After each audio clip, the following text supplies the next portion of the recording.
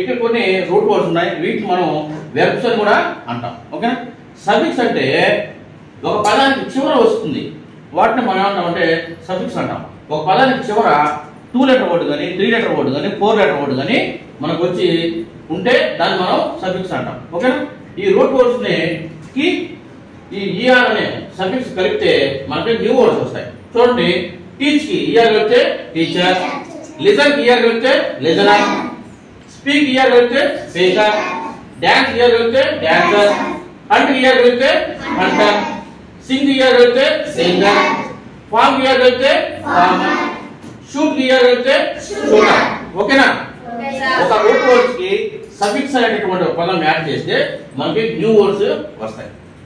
ఓకేనమ్మా. సఫిక్స్ అంటే ఏంది?